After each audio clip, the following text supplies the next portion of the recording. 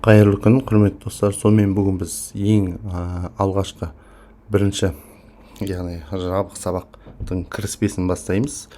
Ең алғаш біз әрине мынадай Google Chrome браузермен кіреміз. Маңызды емес, MacBook пен Windows пен әйтеуір мына Google Chrome браузермен кіреміз. Ең алдымен біз ChatGPT деп емес, OpenAI сайтын іздейміз. Мінекей, міндетті түрде OpenAI. Өйткені бұл ChatGPT-ге ұқсас осындай жасанды интеллекттің түрлері көп, логотиптері де, сол себептен міндетті түрде OpenAI сайтына кіріп, сосын соның ішінде мінекей продукциялардың арасынан әрине ChatGPT логин дегенге кіреміз. ChatGPT-дің өзіне. Алғашында бүйтіп қазіргі кезде терезе ашылатын болған, бірден бір нәрсе жазып запрос жасауға болады. Бірақ біз алдымен міндетті түрде тіркеліп болуымыз керек. Зарегистрироваться басамыз. Егер де сіздерде аккаунт бар болса кіреміз, жоқ болса тіркелеміз. Сіздер әрине Apple арқылы немесе Google арқылы тіркелуге болады. Мен Google арқылы, Gmail арқылы тіркелуге кеңес беремін. Немесе ручной биткіз почталарыңыз жазып тіркелуге болады. Мен мысал ретінде Google арқылы тіркелемін. Енді тіркелу дегенді барлығымыз білетін шығармыз. Міндетті түрде электронды почтадан жазасыздар. Дата рождения, есімі, фамилияңыз, яғни аты жөніңіз, содан кейін не істеу, тіркеліп аккаунт ашу. Мінекей мында почтадағы атты айтып тұр. Мына жақта мен басқа қоямын. Және дата рождения қоямын. Так.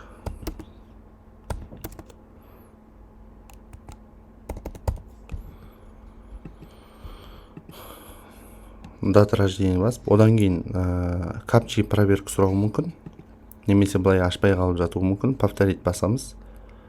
Егер капчи проверка жасса, убедитесь, что вы не робот деп оны да қоямыз. Мінекей тіркеліп аккаунт аштық. Тіркеліп аккаунт ашамыз. Одан кейін мындай подсказдар болады. Қазір осымен телефон арқылы кіруді де көрсем. Телефон арқылы тіркелуде біріншісінде компьютермен тіркелуіміз керек. Әрине қалай кез келген сұрақтарыңыз осы жерге тестовый сұрақ көрсеңіздер болады. Мысалы напишите рекламный текст о постельное белье. Окей. Әрине жазып береді. Бірақ бізде мен стоп батырмасын басып тоқтатамын. Мына жақта жаңа чаттарыңыз ашылып отырады. Сол жақ бөлігінде мінекей, мына сол жақ бөлігінде бүкіл историялар. Әр жаңа тақырыпқа, мысалы мен мына постельное белье жайлы айттым. Жаңа тақырыпқа жаңа чат ашып отырған дұрыс. Мысалы мен мында басқа нәрсені сұраймын.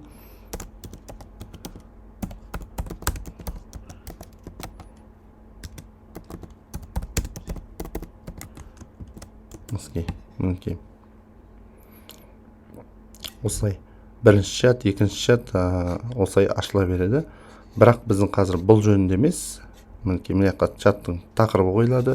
Керек жағдайда бүйткізіп өзгертуге болады. Переименовать деп мына жақта.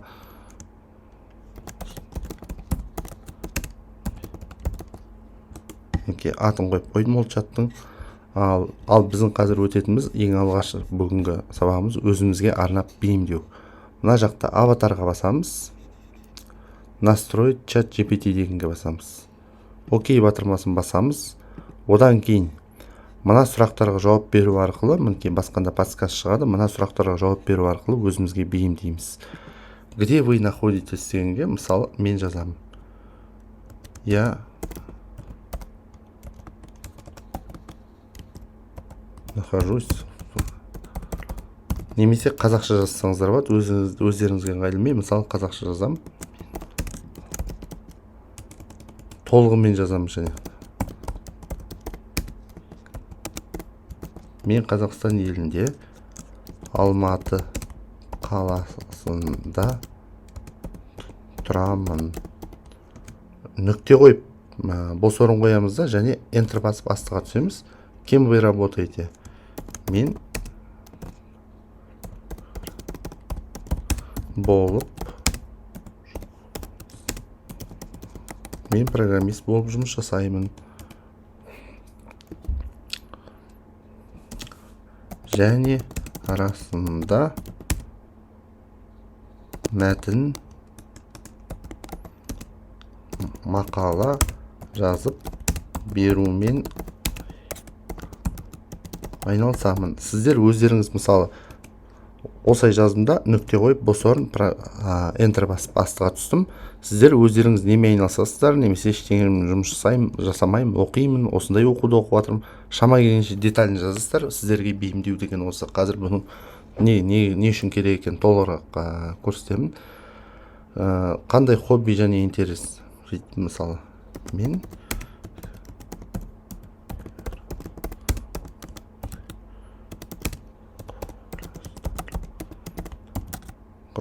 мен компьютермен музыка құрастырғанды және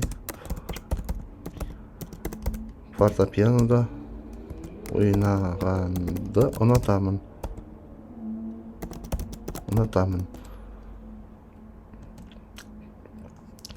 Және толығырақ жазуға осындайды ұнатамын.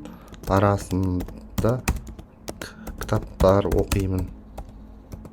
Кітаптар қандай тақырыпта екен тағы да жазсаңыздар болады толықтырып.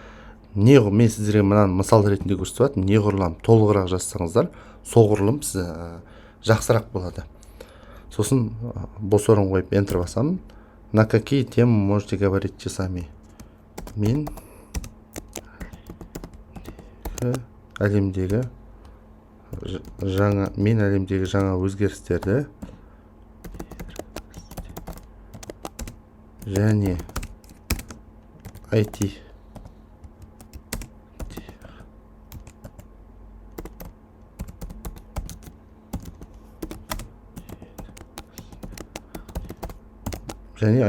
технологиядағы жетістіктерді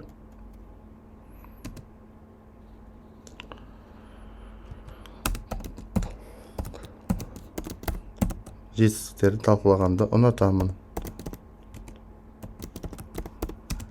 Және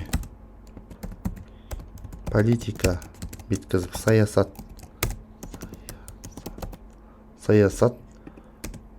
бойынша ұзақ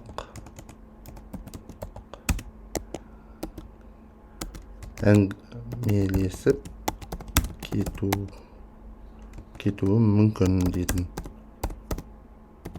Мен мысалға негізі онда емес, мына жаққа мысал ретінде көрсетіп жатырмын. Сіздің мақсатыңыз не дейді? Астында енді 5-ші сұрақ. Бос орын қойдық, enter бастық. Мен әлемді жақсартқым келеді және табиғатты қорғағым келеді. Мысал ретінде жазсам, сіздер өздеріңіздің жазсаңыз болады. Мынау негізгі сіздер үшін пробный аккаунт ашып жатырмын. Шын аккаунтымды көрсетейін, мендегі қандай екен. Мынау мендегі аккаунт мысалы. Толып тұрған чаттар бар, қосылған қосымша инструменттер бар. Настроить чат GPT десем, міне мендегі қанша ұзақтау деталін жазған, маған бейімделген бұл, көріп тұрсыздар. Және арнайы баптаулар енгізілген. Менде әрине ақылы версиясы тұр, ол жөнінде де айтамын. Ал мынау сіздерге арнап мысал ретінде көрсетіп жатқан. Сіздер әрине өздеріңіздікін осы жерге толықтырып, түсінбей қалып жатсаңыздар, видеоны паузаға қойып, артқа айналдырып жазыңыздар. Ал енді какой ответ хотите получить от ChatGPT дейді. Бұл да маңызды. Насколько формальным или непринужденным должно быть ответ ChatGPT дейді. Мысалы, біз жазамыз, жауап кез келген түрде бола берсін. Одан кейін бос орын қойып enter басамыз. Насколько длинным или коротким должно быть ответ дейді. Қаншалықты ұзақ немесе қысқа болу керек.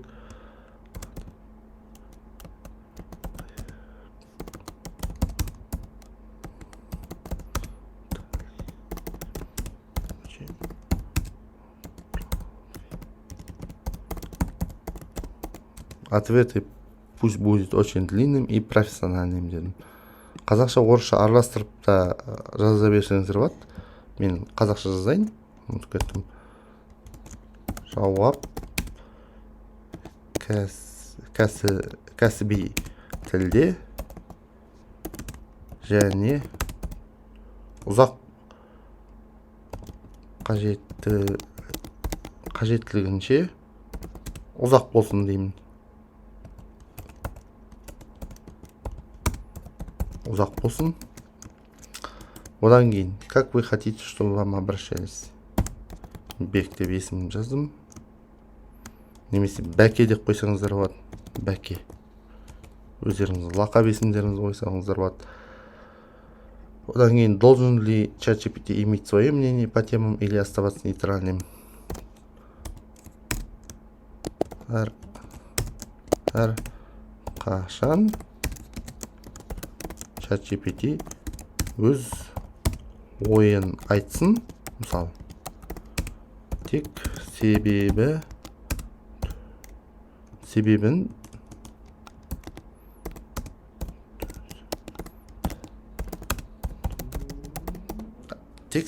түсіндіре отырсын, мысалы. Сіздер әрине қысқа болсын деп айтсаңыздар болады, түсінікті тілде болсын, ғылыми түрде деп болса. Осы баптауды енгізіңіздер, тапсырма маған скриндап жіберіңіздер чатқа, сохранить етеміз. Енді мына жерге ChatGPT дегенге бастық.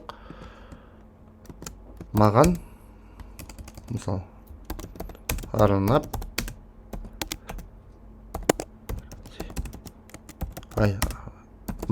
бір нәрсе айтып бер дейміз.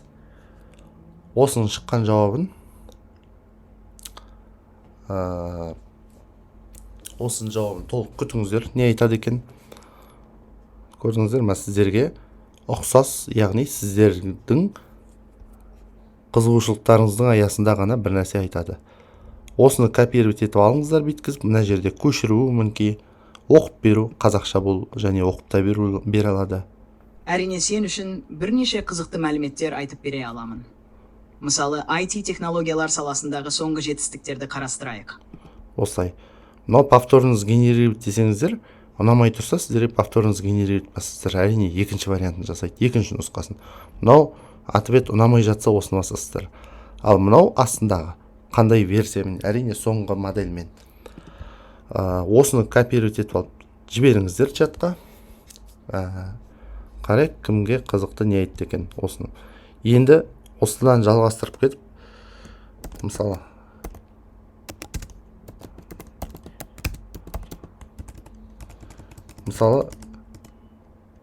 менің қызығушылығыма қатысты мені бағалап бер деуге де болады.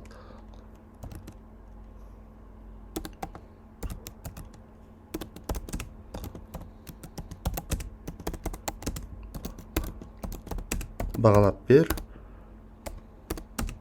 Сеніңше қандай адаммын? Кейде білетін сұрақтарды сұрап көру керек. Өйткені бір жағынан тексеру, екіншіден не істеу? Жаңағыдай обучение. Сіздерге қарай одан сайын бейімдей түсу. Мүмкін өзі осылай істеп көрсеңіздер болады. Сонымен кіріспе сабақ әзірге осы. Бізде міндетті түрде тікелей эфир болу керек. Және алда қызықты сабақтар болады. Сыртқы бір нәрсемен байластыру, нағыз жұмысқа қолдану, яғни пайдалы істерге қолдану, бір инструменттерге күнделікті өмірде немесе жұмыстарыңызға пайдаға асыру, табыс табу жөнінде алдағы әлі сабақтарда өтеміз. Басында бұл кіріспе. Осы сабақты орындап тапсырмаларыңызды чатта жіберулеріңізді күтемін сіздердің.